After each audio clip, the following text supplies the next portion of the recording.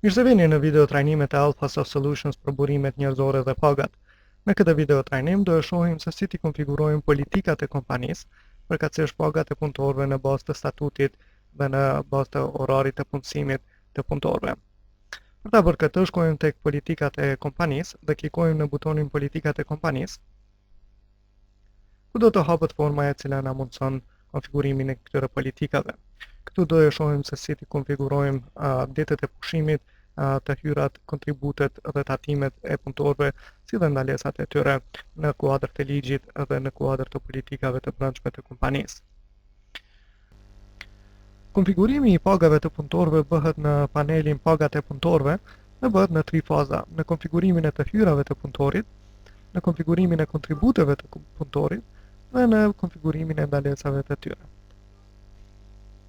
Në secilin prej këtyre grupeve e kemi menyin e zërave të cilit mund ta përbëjnë atë grup, si dhe mundësinë për t'i shtuar këto. Kemi listën e zërave të cilat mund të konfigurohen dhe janë në dispozicion për përbërjen e pagave të punëtorëve tanë, si dhe panelin për të konfiguruar këto zëra veç e veç. Është e vlefshme të përmendet këtu se vetëm zërat e konfiguruara brenda politikave të kompanisë do të jenë në dispozicion për të shfrytzuar më vonë në konfigurimin e punëtorëve apo në konfigurimin e pagave të punëtorëve veç e veç. Mirëpo herë do kur do ju mund të ktheheni tek politikat e kompanisë për të shtuar zërat e këto hyrat, kontributet apo ndalesat për t'i futur në pagat e punëtorëve më vonë.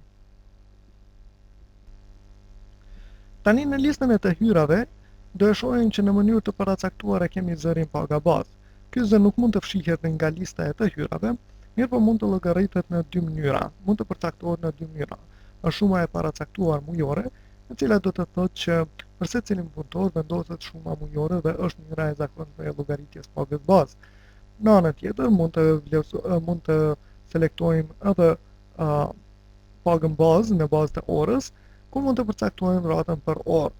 Kjo ratë e përcaktuar mund të ndryshohet për secilin punëtor veç e veç dhe vendosim shifrën, për shembull, nëse punëtori paguhet 2,5 € për orë, atëherë vendosim shifrën 2,5. Mënyra e zakonshme e përcaktimit të pagës bazë është shuma e paracaktuar mujore dhe kjo është konfigurimi të cilin ne do e vendosim. Në anën tjetër, për të shtuar zërat tek lista e të hyrave, atëherë shkojmë në menyn e zërave dhe këtu do të na paraqitet lista e të gjitha të hyrave të cilat mund të përbëjnë pagat e punëtorëve. Vazhdojmë duke i shtuar orët shtesë, klikojmë në orët shtesë në menyn e të hyrave dhe klikojmë më pastaj në butonin shto. Tani do e shohim në listën e të hyrave, do e shohim se orët shtesë janë futur në konfigurimin e politikave të kompanisë. Gjithashtu në anën e djathtë do e shohim se çfarë konfigurimi kanë orët shtesë. Tani për tani në mënyrë të paracaktuar, këto vlera janë vendosur në bazë të ligjit, ku punëtorët paguhen 20% për orë në kujdestari, 30% në orë për punë gjatë natës e kështu me radhë. Këto vlera mund të ndryshojnë, por që se ligji ose politikat tona të kompanisë ndryshojnë duke klikuar në butonat poshtë lart. Dhe pastaj mund t'i ruajmë këto vlera duke klikuar në butonin ruaje. Sidoqoftë, neve do i kthejmë vlerat sipas ligjit dhe do i lojmë në bazë të minimumit të përcaktuar nga ligji i punës. Gjithashtu mund të shtojmë edhe artikuj tjerë. Për shembull, në këtë rast kemi bonuset në radhë. Dhe i shtojmë bonuset. Dhe tani ky zë gjendet në listën e pagave të punëtorëve. Ky zë mund të llogaritet në 2 mënyra. Mund të jetë në shumë të paracaktuar mujore apo mund të jetë përqindje nga paga. Nëse e përcaktojmë përqindje nga paga, atëherë mund të përcaktojmë edhe se sa është kjo përqindje. Për shembull, nëse bonusi është 10% i pagës, atëherë mund të vendosim numrin 10%. Në këtë mënyrë, në secilin muaj, për secilin punëtor që ka bonuse, vlera e paracaktuar do të jetë 10%, dhe kjo mund të ndryshohet për secilin person apo punëtor veç e veç. Për hir të këtij demonstrimi, ne do e lejmë kështu, domethënë do të përcaktojmë përqindjen nga paga si 10%. Vazhdojmë me shtimin e të hyrave të tjera. Tani në radhë është sigurimi shëndetësor. Do shtojmë sigurimin shëndetësor. Ne do e shohim se konfigurimi për sigurimin shëndetësor është paksa më ndryshe. Duhet të vendoset kostoja e sigurimit apo prima, që pezojmë në këtë rast e kemi 45 euro për secilin punëtor.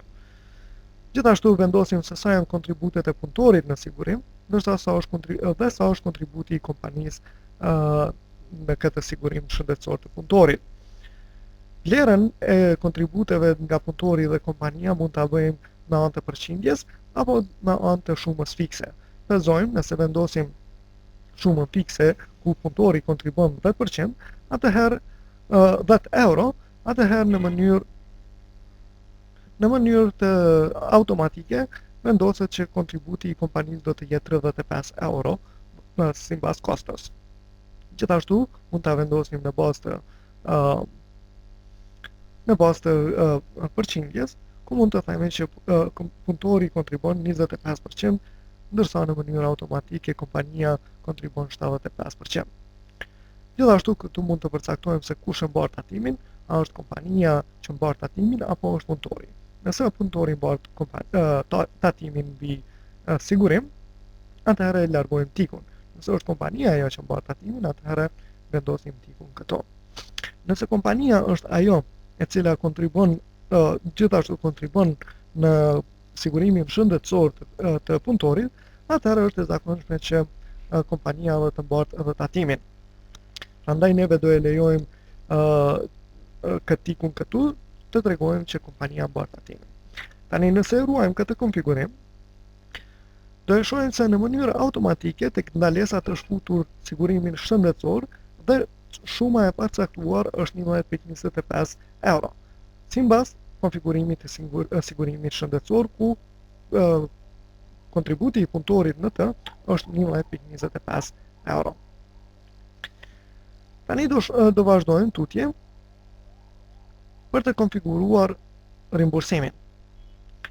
Në qoftë se ndonjëri prej këtyre artikujve nuk na pëlqen, apo artikulli nuk është në listë, ajo që mund të bëjmë është që të klikojmë në nuk është në listë dhe klikojmë në butonin shto.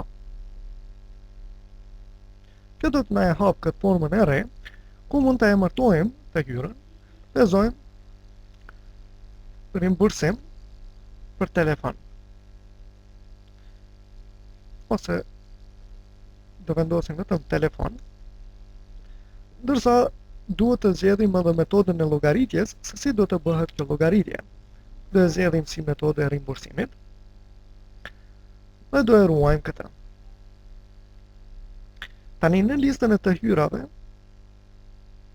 në menyn e të hyrave, e kemi një lloj tjetër të hyrave të quajtur telefon. E shtojmë këtë të hyrë, dhe tani i kemi të gjitha llojet e konfigurimit, sikurse që janë edhe për rimbursim. Do e zgjedhim shumën, të themi 20 euro, do me thonë që kompania i rimburson punëtorët tonë, të cilët kanë këtë artikull, këtë zë në pagat e tyre, 20 euro në muaj. Si dhe mund të përzgjedhim se ambulon kompania tatimin, apo jo. Në qoftë se e hekim tikun, atëherë punëtori ndikohet nga ky rimbursim dhe tatimi i tij do të rritet. Është e zakonshme që kompania e mbar tatimin mbi rimbursimin, si dhe ne mund të lejmë vlerën apo shumën mund të përcaktojmë më vonë për secilin punëtor. Ne do e lejojmë kështu siç është, domethënë 20 euro, sepse vlen për të gjithë punëtorët të cilët e kanë këtë zë brenda pagave të tyre. Ne do e ruajmë këtë. Shkojmë pra të hyrat. Dhe në listën e të hyrave kemi gjithashtu edhe përqindjen, e cila mund të vendoset në listën e të hyrave. Pra nëse punëtori merr përqindje nga shitjet e mallit apo për ndonjë arsye tjetër, ne mund të definojmë se nga çka është ajo, do thojmë nga shitja e automobilave, e të themi makinave, dhe mund të përcaktojmë se sa është kjo përqindje. Të themi 5%. Dhe do e ruajmë edhe këtë zë. Pra kjo është e konfigurimi i të hyrave, dhe këto gjithmonë mund të ndryshohen duke i fshirë apo duke i ndryshuar konfigurimin brenda politikave të kompanisë. Është e rëndësishme që të përmendet që ndryshimi i politikave të kompanisë nuk do i ndryshoj konfigurimin e punëtorëve të cilët gjenden brenda sistemit, mirë po vlerat e tyre mund të ndryshohen veç e veç për secilin punëtor.